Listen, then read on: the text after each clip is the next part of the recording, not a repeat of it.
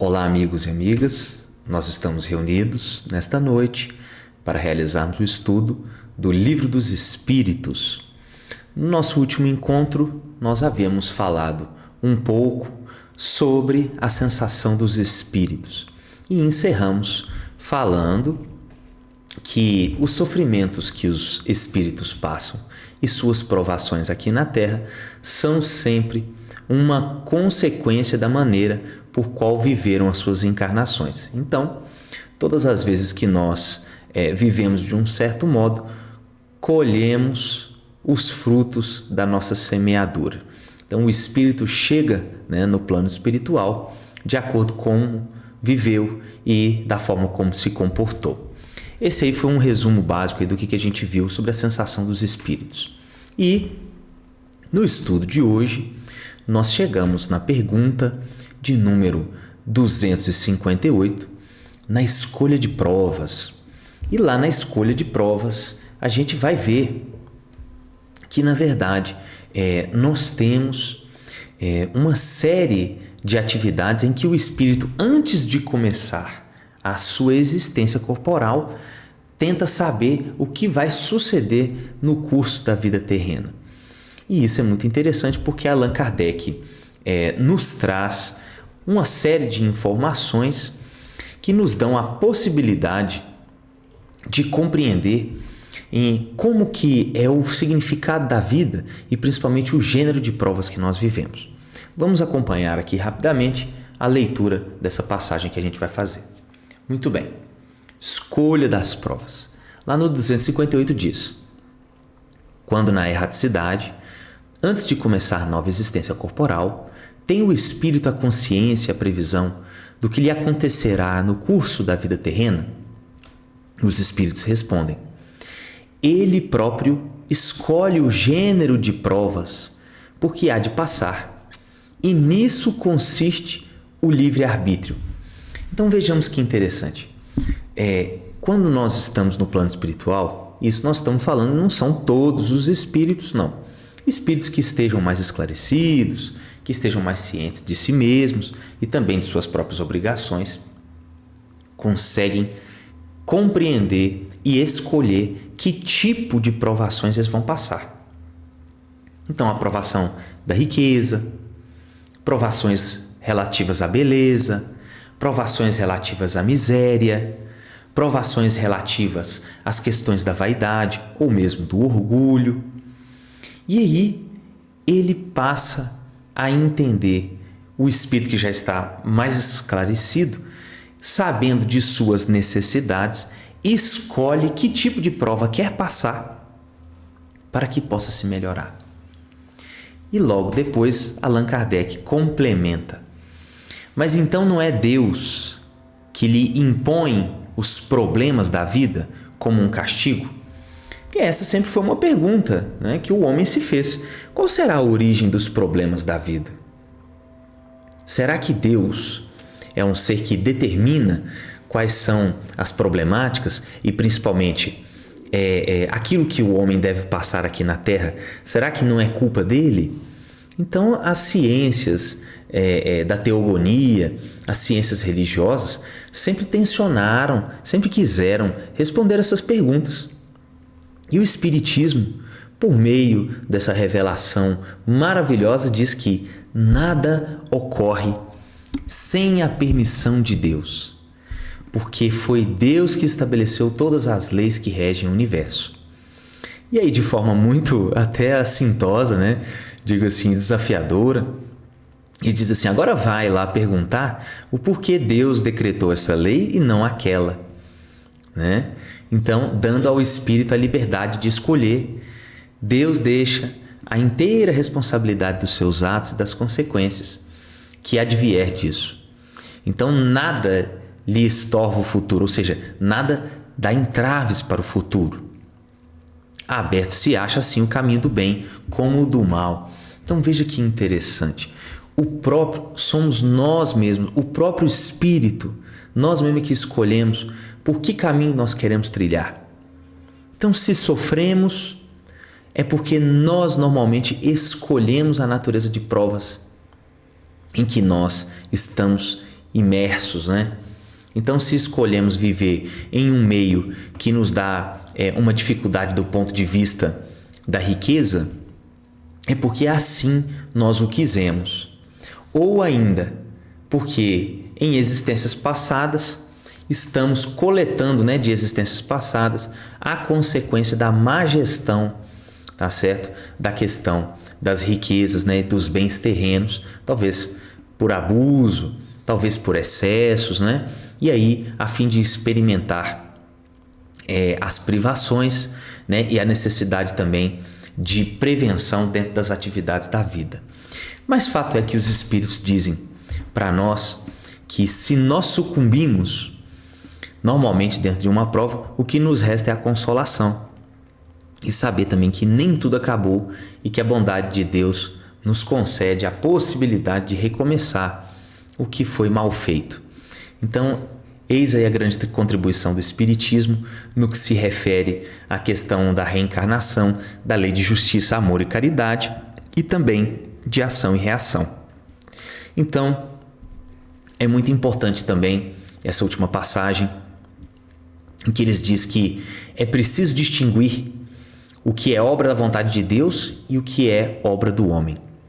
Então, se nós encontramos um perigo na nossa vida, se nós encontramos uma situação da nossa vida que não foi causada por nós, então é porque ela foi possibilitada por Deus, né?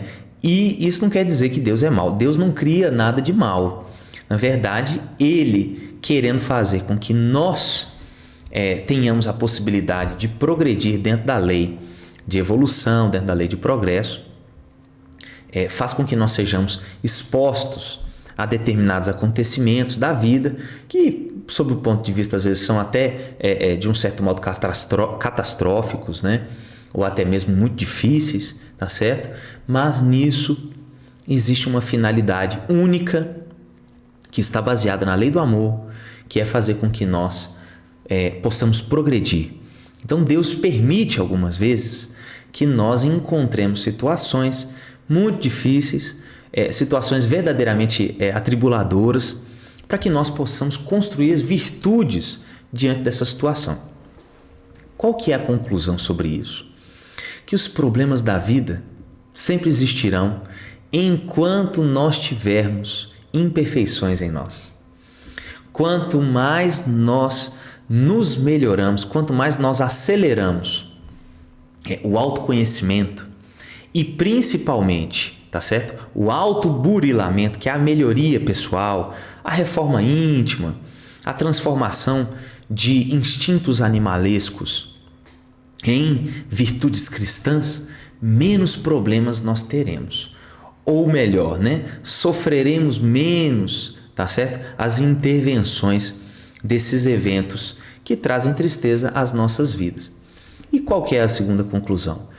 Que nós passemos a compreender os problemas da vida, as tribulações, como não como desastres ou problemas infindáveis que não podemos transpor, mas sim como possibilidades de que nós possamos evoluir, possamos nos melhorar, oportunidades de vivermos em locais melhores e principalmente de sermos também seres mais esclarecidos e também mais conscientes de nós mesmos e de nossas obrigações para com nossos irmãos. Tá certo? São essas duas conclusões aí que nós tiramos aí. Lá na 259, os Espíritos nos dizem o seguinte. Allan Kardec faz a pergunta. Do fato de pertencer o espírito à escolha do gênero de provas que deve sofrer, seguir-se-á que todas as tribulações que experimentamos na vida, nós as previmos, e buscamos. Então ele quer dizer o seguinte, ele quer saber. Então quer dizer que todas as provas, todo o gênero de prova que nós estamos imersos, então de duas uma, ou nós visualizamos isso de acordo com o gênero de prova que a gente escolheu, ou a gente mesmo buscou isso. Os Espíritos dizem assim, todas não especificamente, porque nós escolhemos apenas um gênero, ou seja, uma forma geral das provações que nós vamos passar por vida. Agora, o que é particular está por conta do que a gente se acha. Então, muitas vezes é consequência das nossas próprias ações. Então, quando a gente vai fazer a nossa reencarnação, o planejamento reencarnatório nosso, a gente escolhe nascer, por exemplo, entre um local de malfeitores, que é o que os espíritos falam aqui. E o espírito, ele já conhece que tipo de provas ele vai passar por isso. Ora, ele vai ficar exposto a provações, por exemplo, do roubo, do homicídio, tá certo? Da ausência de trabalho. Então, fica ao alvitre, né? Ao bom senso do espírito, de que tipo de ato ele vai tomar dentro desse meio. Porque todos nós somos influenciados pelo meio. Mas temos o nosso livre-arbítrio para poder decidir o que é melhor para nós e o que não é mais adequado para nós. Então o espírito, quando ele escolhe o caminho, ele tem que necessariamente, como dizem os próprios espíritos, sustentar uma determinada espécie, uma natureza de problemas, de vicissitudes que ele vai se deparar ali naturalmente naquele meio, tá certo? O que nós não sabemos é se nós teremos sucesso naquela situação ou não. E os espíritos dizem para nós que os acontecimentos, as consequências, né, acontecimentos secundários, elas tomam a força das coisas. Então, dentro de um planejamento reencarnatório, que é o que essa sessão aqui está tratando, eles dizem para nós que só são previstos no planejamento encarnatório os fatos principais da vida. Então, as tribulações principais, elas têm uma previsão, mas dentro dos mínimos detalhes da vida, esses aí não têm previsão, são fruto especificamente do livre-arbítrio do espírito e também de suas relações ali no dia a dia e dentro do meio também que ele está inserido. Mas fato é que o espírito, ele nunca sabe, ele é como um viajor, né? Como um viajante que entra dentro de uma barcaça e vai fazer uma viagem longa dentro do mar, não sabendo que tipo de atividades vai encontrar ali. Ele sabe que pode ter uma tempestade, ele sabe que pode encontrar uma diversidade de problemas, tais como a falta d'água, né? Ou mesmo, lembrando aí das épocas, né, das navegações, o escorbuto, né? Mas fato é que ele sabe apenas das possibilidades gerais desses acontecimentos. Ele não sabe, por exemplo, se um vento específico, um dia específico, vai acontecer uma tempestade e ele vai eventualmente naufragar. Então o espírito ele sabe a forma genérica dos acontecimentos da vida, tá certo? Ele tem um panorama geral das atribulações, mas os espíritos são muito categóricos em dizer para nós que nem tudo está escrito. Você tem um plano geral sobre a reencarnação, mas não quer dizer especificamente que esse plano geral será seguido e que esses acontecimentos realmente tomarão forma na vida, porque depende muito, em muito mesmo, do livre-arbítrio do espírito, tá bom? Vamos prosseguir para 260. E lá, Allan Kardec faz a seguinte pergunta: como pode o espírito desejar nascer entre pessoas de má vida, né? Ou seja, pessoas criminosas, pessoas que têm uma probabilidade de cometer crimes? E aí ele diz o seguinte: é imperioso que o espírito seja colocado em um meio para sofrer a prova que pediu. Muito bem. Então é necessário que haja essa analogia. Para lutar contra o instinto do roubo, é preciso então que você se ache em contato com gente da prática de roubar. Então veja que interessante. Isso faz com que nós tenhamos um panorama de vida do que é que a gente vive. Então assim, das tribulações que a gente vive, quem nós somos. Ora, se eu sofro tribulações relacionadas à situação da vaidade, eu tenho um certo tipo de personalidade que eu tenho um problema com vaidade. Então, se eu sofro situações relacionadas à miséria, é porque eu tenho uma situação relacionada também às riquezas, tá bom? Então, todas as vezes que isso serve para a gente fazer um exercício muito pessoal, né? Um exercício muito individual dentro de nós mesmos, para a gente saber quem que a gente é. Então, de acordo com o tipo de tribulações, o tipo de provas que nós sofremos, nós vamos saber então quais são as nossas necessidades espirituais. Eu vivo num meio em que tem pessoas muito vaidosas. Opa, então talvez é porque você deveria trabalhar a humildade em você. Então talvez é porque você tem essa chaga, né, da vaidade. E trabalhar a humildade seja uma necessidade sua. Então, todas as vezes que a gente tem uma necessidade específica de trabalhar alguma virtude, Deus, né, por meio dos espíritos superiores, né, as decisões de Deus são cumpridas por meio dos espíritos superiores. Então eles determinam, né, que Deus determina e eles cumprem para que nós possamos entrar em contato com provas, com tribulações que sejam adequadas à construção daquilo que eu estou precisando, tá bom? Lá na letra A, Allan Kardec vai dizer para nós: então, se não houvesse na Terra gente de mau costume, né? Ou seja, gente dada a erros, o espírito não encontraria ali o meio apropriado a certos tipos de prova, é isso? E aí os espíritos respondem assim: olha, mas é de lastimar isso? Ou seja, a gente tem que pensar mal disso? É o que ocorre nos mundos superiores, onde o mal não penetra. Eis o porquê, nesses mundos, só há espíritos bons. Fazei que em breve o mesmo se dê na Terra. Então eles querem dizer o seguinte, que os mundos, os tipos de planeta que abarca determinado tipo de espírito, ele está relacionado também ao tipo de espírito que está encarnado ali. Então, se nós estamos em um planeta de provas e de expiações, é porque nós temos muito, mas muita coisa mesmo a nos melhorar. Nós temos muitas necessidades de trabalhar o amor, a justiça, a caridade, principalmente a humildade também, retirar a vaidade de nós mesmos, que é uma coisa muito difícil, né? Para que a gente possa habitar mundos melhores. Lembrando o seguinte: você só pode adentrar em mundos melhores, em mundos superiores, se você merecer estar lá. Porque para cada tipo de meio, para cada tipo de local, existem espíritos apropriados àquele local.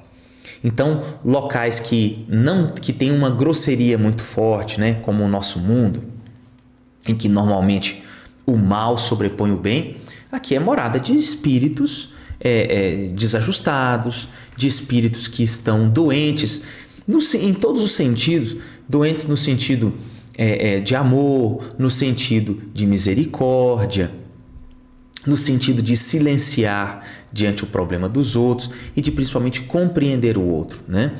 Estamos falando das chagas morais, né? Das doenças morais. Então façamos com que nós possamos cada vez mais nos melhorar. Cada uma dessas perguntas aqui sobre a escolha das provas, ela traz para nós um convite à reforma íntima. Então façamos isso. Vamos prosseguir para 261. Lá diz o seguinte: nas provações, porque lhe cumpre passar para atingir a perfeição, tem o espírito que sofrer tentações de todas as naturezas? Ou seja, será que o espírito tem que sofrer todo tipo de tribulação dentro da miséria, todo tipo de tribulação dentro das vaidades, todo tipo de tribulação dentro da injustiça? Ou seja, o espírito tem que ser provado no orgulho, na inveja, na avareza, na sensualidade? E os espíritos são categóricos em dizer: certo que não, pois bem sabeis haver espíritos que desde o começo tomam um caminho que os exime de muitas provas. Então veja que interessante, quando nós, por meio do nosso livre-arbítrio, entendemos construir por nós mesmos, sem passar pela tribulação, por exemplo, tá certo? Construir a humildade, nós não passamos por provas relacionadas aí à questão de construção da humildade. Então veja só que interessante.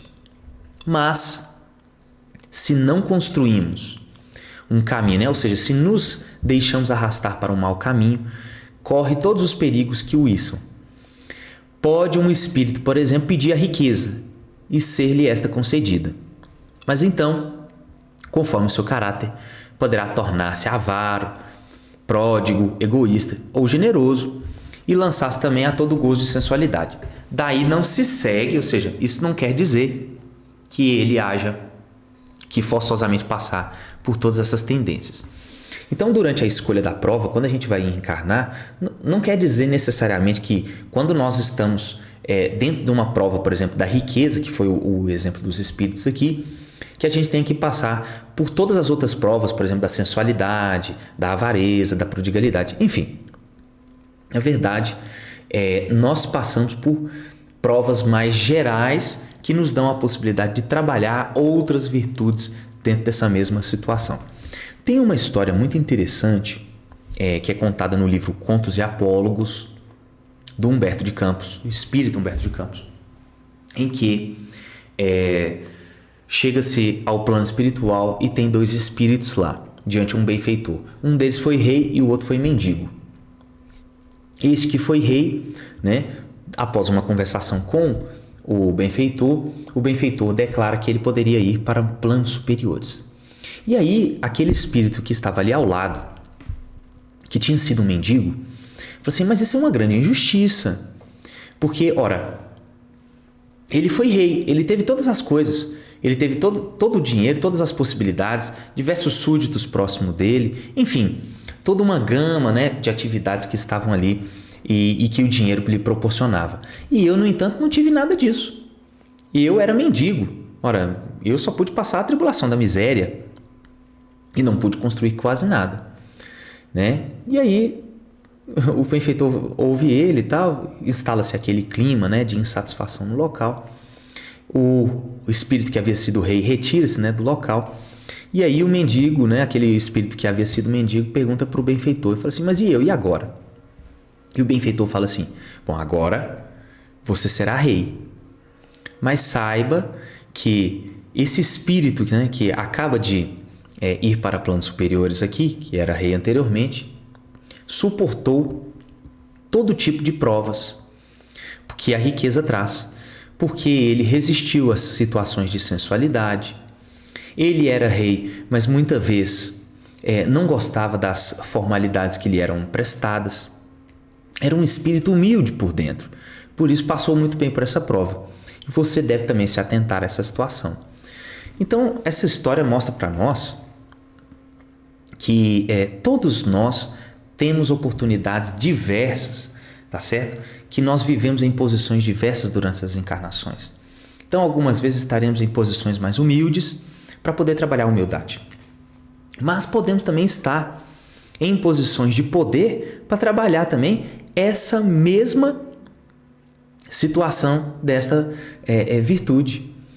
Então, as virtudes podem ser trabalhadas em diversas posições, tá certo? Dentro das encarnações. Agora, alguns gêneros de prova trazem tendências, né? Trazem situações que nos arrastam por mais problemas do que outros, né? Alguns exemplos, a riqueza, a beleza, né? Então, são algumas aí que nos trazem. Bom, vamos fazer mais uma pergunta e vamos ficar por aqui hoje para a gente poder já encerrar. E hoje um estudo mais curto, né? Para a gente poder encerrar o nosso ano aí. Na 262, diz o seguinte: como pode o espírito, que em sua origem é simples, ignorante e carente de experiência, escolher uma existência com conhecimento de causa e ser responsável por essa escolha? Eles vão responder: Deus lhe supra a inexperiência e lhe traça o caminho que deve seguir, como faz com uma criancinha. Deixa-o, porém, pouco a pouco, à medida que seu livre-arbítrio vai se desenvolvendo, proceder à escolha da encarnação e muitas vezes acontece de extraviar-se tomando o mau caminho por não atender conselho de bons espíritos. Isso é que você pode chamar de queda do homem. Então veja que interessante, né? Como nós falamos no início, a escolha das provas da reencarnação, ela está relacionada ao nível de esclarecimento do espírito. Quando o espírito é mais neófito, ou seja, ele ainda não tem tanta experiência para poder escolher o gênero de provações para a sua melhoria espiritual, quem escolhe são os espíritos superiores, né, a comando de Deus. Mas à medida que ele vai caminhando, à medida que ele vai tendo consciência de si mesmo e de suas próprias necessidades espirituais, ele passa a escolher as provas.